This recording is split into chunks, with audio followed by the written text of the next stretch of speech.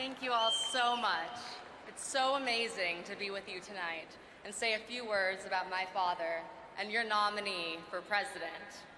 Please excuse me if I'm a little nervous. When I graduated college a couple of months ago, I never expected to be here tonight addressing the nation. I've given a few speeches in front of classrooms of students, but never in an arena with more than 10 million people watching.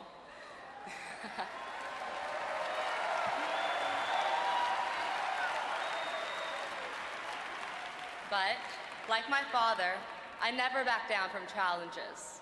So here I am, a little new to the convention scene, but incredibly honored and very confident in the good man that America is coming to know.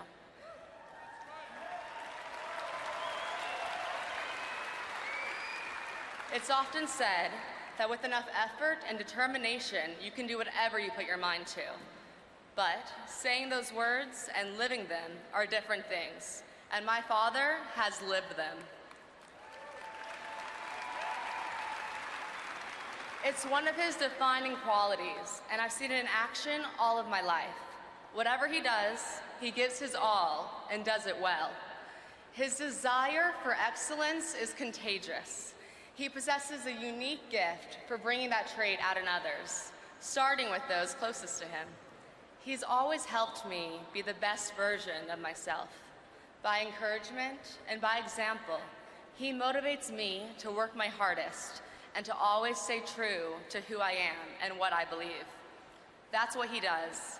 He draws out the talent and drive in people so that they can achieve their full potential. That's a great quality to have in a father, and better yet, in the President of the United States.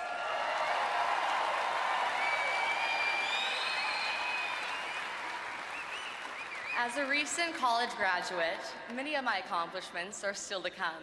But my dad takes such pride in all that I've done so far, no matter how big or how small. I still keep all of my report cards, some dating back to kindergarten, because I like to look back and see the sweet notes he wrote on each and every one of them. Contrary to what you might expect from someone who places an emphasis on results, my dad's comments referred often to the sentiments expressed by my teachers about how I acted in and out of the classroom, just not even focusing on the letter grades themselves. Donald Trump has never done anything halfway, least of all as a parent.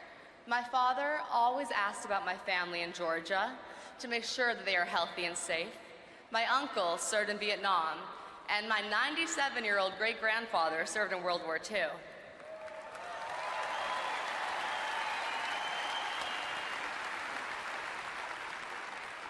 I believe the measure of a person is revealed in their darkest times. For me, the measure of a parent is based on how they support and bolster you when you're down. A few years ago, someone very dear to me passed away, and the first call I got, as I knew I would, came from my father. Without his unwavering support and care for me during such a challenging time, I don't know how I would have made it through. As far too many know, it is the small, loving acts that help an enormous amount in times of grief. My father is good with advice, as you might guess, but he keeps it short, and the takeaway is usually the same: to help us find our own way and our own gifts. If you do what you love, hold nothing back, and never let fear of failure get in the way, then you pretty much figured out the Trump formula.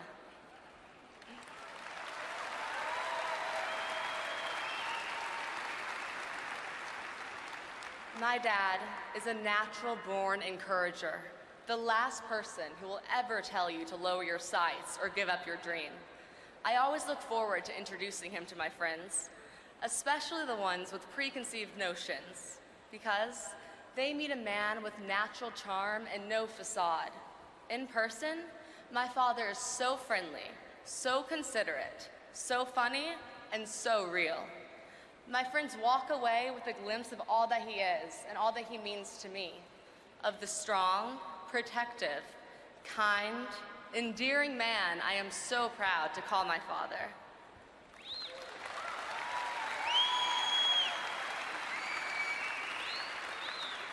I never pictured myself saying all of this to a packed arena, but I am grateful and fortunate for the chance.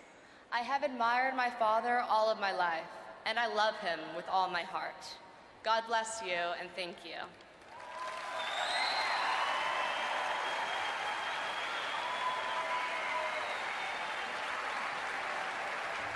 Please join me in welcoming Carrie Woolard, General Manager of Trump Winery.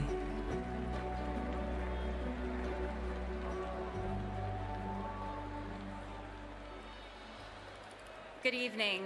It's such an honor to be here to speak to you about our next President of the United States. Donald Trump is a man of vision. He isn't a wide-eyed dreamer, but someone who sees things that others don't and turns that vision into reality, making life better for people and communities across the nation. I have experienced this firsthand at the Trump Winery and Hotel, which I manage. When Donald Trump purchased the winery in 2011, it was in receivership. Quickly and decisively, he went to work, building the hotel, replanting the vines, and making it a world-class destination and the largest vineyard in Virginia. Today, we employ more than 100 people and support countless other entrepreneurs, contractors, and suppliers throughout the region. We generate millions in revenue and millions more in taxes with a $50 million economic impact that further sustains and strengthens the community in which our employees and I live. The winery's turns have been impressive, with nearly 100% sales growth in just 5 years. I haven't just seen this happen, I've helped make it happen. And I can tell you, it would not have happened without Donald Trump and his family. Let me be clear, this was not easy, and it was not inevitable. It took a team of hardworking, dedicated employees. But it takes more than hard work alone. Our success would not have come to pass without the leadership and the vision of the Trumps. You often hear Donald Trump talk, but what you don't see is when he listens. He and his son Eric listen attentively and ask questions that lead to engaged, informed decisions based on the expert knowledge of those who have earned their trust. That trust is rewarded not just with compensation, but with authority and resources. The Trumps have also given a gift to those who know them, an approach and outlook to life that will always guide me. Because of them, I now think bigger, and in ways I didn't think were even possible. Donald Trump has told me that a person's own work ethic and drive are the only limitations to success. I now know this to be true. It isn't just a platitude. At Trump Winery, it is real, and I'll tell you, it is rare. It is accompanied by respect for my accomplishments and the opportunity to grow professionally. That is a direct result of Trump's leadership that we need more today, more than ever in our country. Thank you.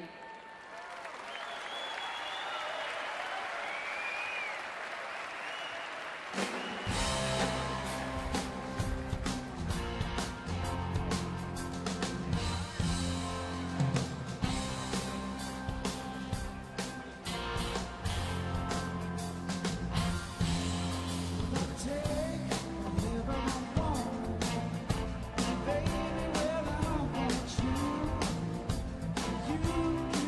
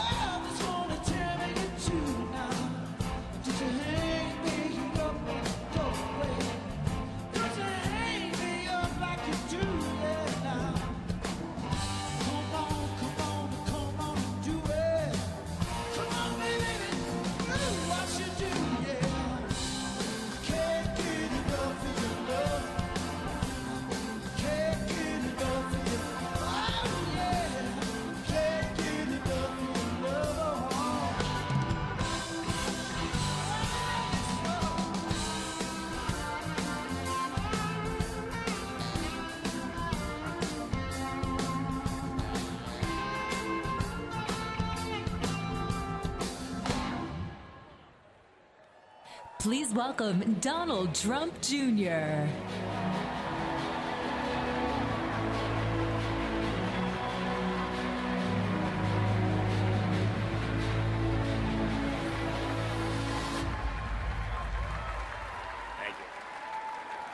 Good evening. I'm Donald Trump Jr. Thank you. Thank you. I'm the father of 5 young children, from 2-year-old Chloe to Kai, who just turned 9. I'm the husband to Vanessa, an amazing wife and mother, and the son of a great man. I'm an American. And tonight I want to talk to you about the country we live in, the country our children will grow up in. For my generation, this is the most important election of our lifetime, one that will determine the future of our country and, in turn, the future of the world. For too long, our country has ignored its problems, punting them down the road for future generations to deal with.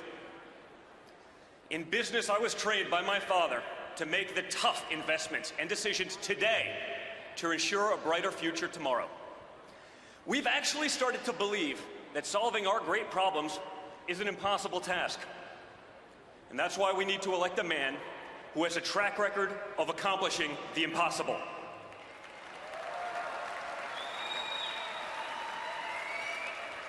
For the first time, parents no longer think that their kids will be as well off as we were. We've lost the confidence in our leaders and the faith in our institutions. But remember one thing, we're still Americans, we're still one country, and we're gonna get it all back. We're gonna get it back better than ever before. I know we'll get it back because I know my father. I know that when people tell him it can't be done, that guarantees that he gets it done. I know that when someone tells him that something is impossible, that's what triggers him into action. When people told him it was impossible for a boy from Queens to go to Manhattan and take on developers in the big city, rather than give up, he changed the skyline of New York. I've seen it time and time again, that look in his eyes when someone says it can't be done. I saw that look a little over a year ago when he was told he couldn't possibly succeed in politics. Yes, he did. For my father, impossible is just the starting point. That's how he approaches business projects. That's how he approaches life. Whether it's teaching his granddaughter how to swing a golf club or tackling the toughest negotiations, he's always fully committed. That's why the person who had never run for office before stood on the stage 11 months ago in this very arena with 16 professional politicians. And this week, that same man will stand before you as our party's nominee for the President of the United States of America.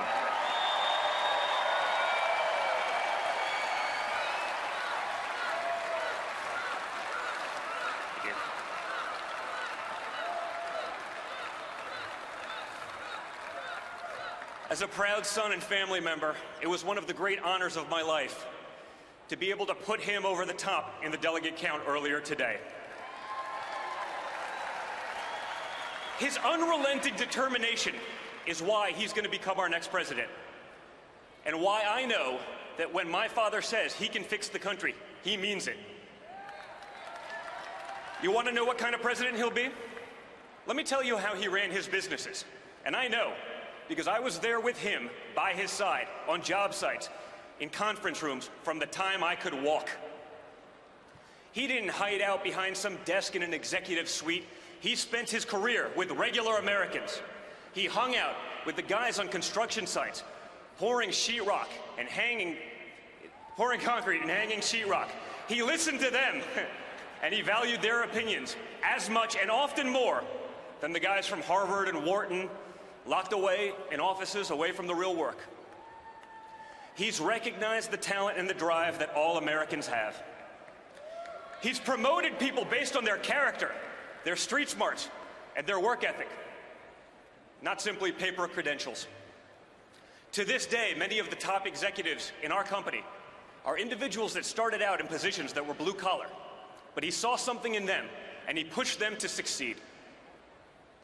His true gift as a leader is that he sees the potential in people that they don't even see in themselves. The potential that other executives would overlook because their resumes don't include the names of fancy colleges and degrees. I know he values those workers and those qualities in people because those are the individuals he had my siblings and me work under when we started out. That he would trust his own children's formative years to these men and women says all you need to know about Donald Trump. We didn't learn from MBAs. We learned from people who had doctorates in common sense.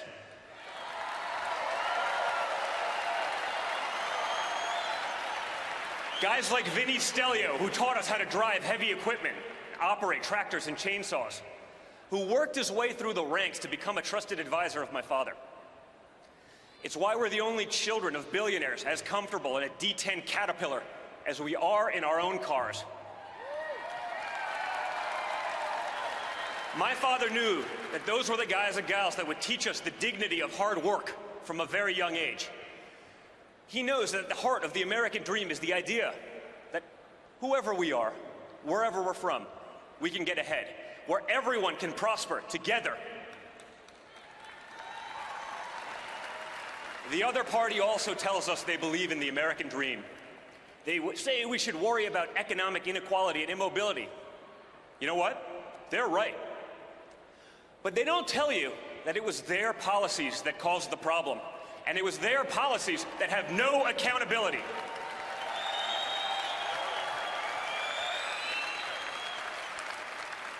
They gave us the worst immigration system in the world, one that imports immobility, one that drives down employment and wages for Hispanic Americans, for African Americans, and for everyone.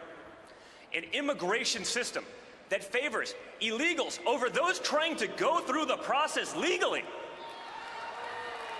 And at times, even over law-abiding citizens. It was Bernie Sanders himself who warned that a large tide of new workers keeps wages low and poverty high. The other party gave us public schools that far too often fail our students, especially those who have no options. Growing up, my siblings and I, we were truly fortunate to have choices and options that others don't have. We want all Americans to have those same opportunities.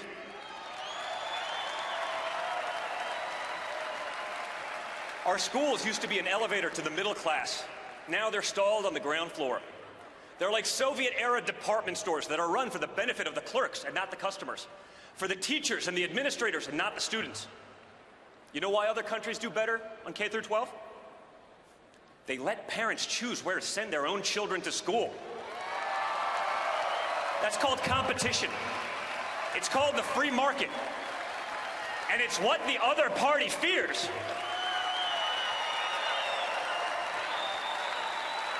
They fear it because they're more concerned about protecting the jobs of tenured teachers than serving the students in desperate need of a good education.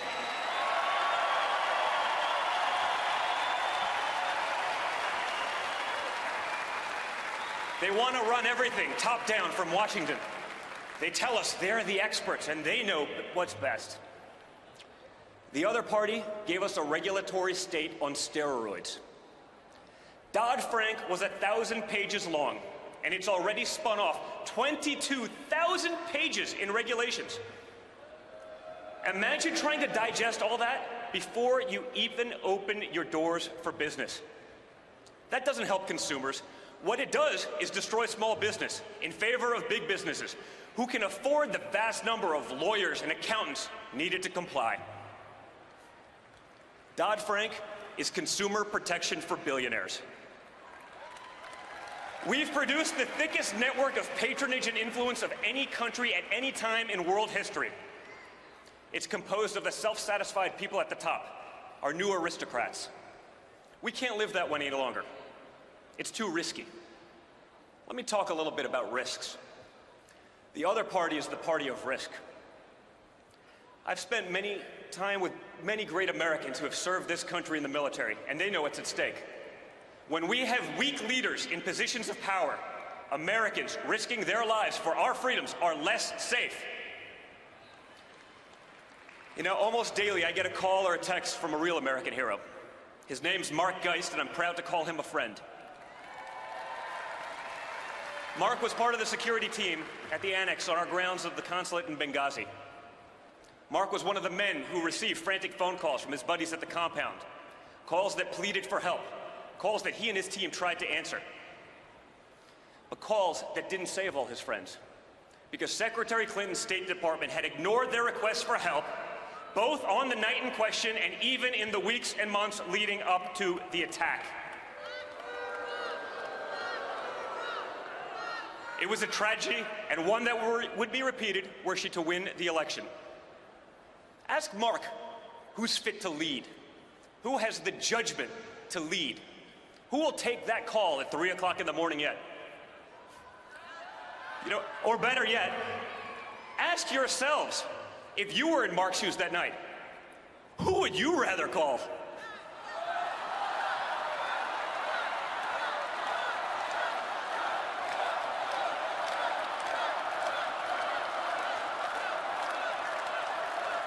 Let me tell you something about risk. If Hillary Clinton were elected, she'd be the first president who couldn't pass a basic background check.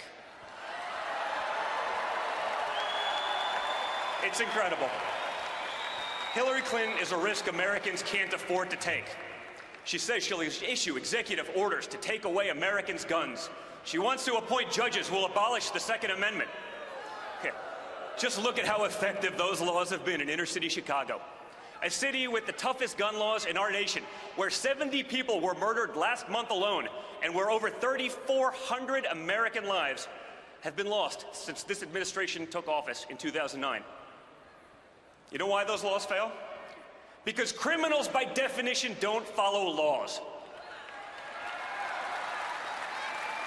Rather than prosecuting real criminals, she would strip hard-working, law-abiding citizens of their rights to protect themselves and their families. She'll throw every possible obstacle in the path of safe, reliable, affordable energy produced in America, by Americans, for American businesses and families. Rather than being energy independent, our country will be forced to remain beholden to her buddies in the Middle East. Those are risks we can't afford to take. And when we win, we're not going to have to. There's so much work to do. We will not accept the current state of our country because it's too hard to change. That's not the America I know. We're going to unleash the creative spirit and energy of all Americans. We're going to make our schools the best in the world for every single American of every single ethnicity and background. We're going to put Americans first, all Americans, not a special class of crony elites at the top of the heap. We're going to elect a president who will work with everyone to pass legislation that will make our country great again. A president who will give us a tax code that will free the American economy and end special loopholes for the wealthy. A president who will give us an immigration law that protects American citizens and gives them jobs. A president who will repeal and replace Obamacare without leaving our most vulnerable citizens without health care, and who will do it without destroying Medicare for seniors, as Hillary Clinton has proposed. A president who knows we can't simply delete our problems, but that we have to tackle them head on. A president who won't allow PC culture to put the safety and well-being of our children and our loved ones at stake. A president who won't bow and pander to nations that shudder at the very thought of America's existence. A president more concerned with the safety and comfort of his fellow Americans than the feelings of those hostile nations abroad who, if given the option, would wipe America off the face of this earth.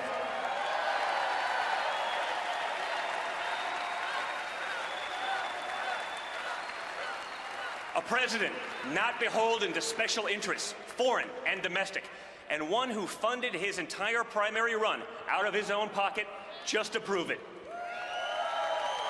A president who will secure and defend the borders of the United States and who will appoint judges who believe that freedom requires a limited government. A president who won't use the highest office in the land as a path to personal enrichment. A president who's actually created real jobs, who has actually signed the front of a paycheck, and who doesn't just talk about it in theory.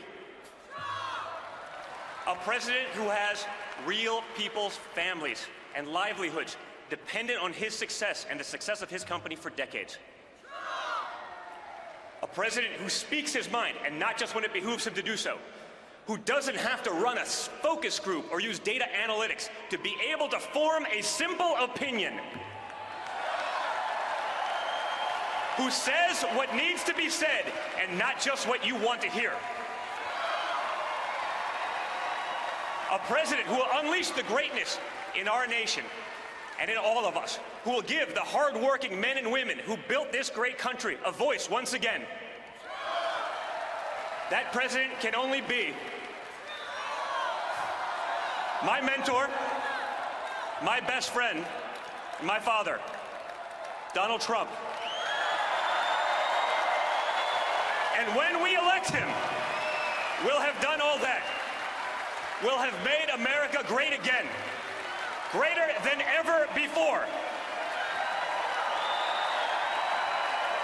Thank you, and God bless.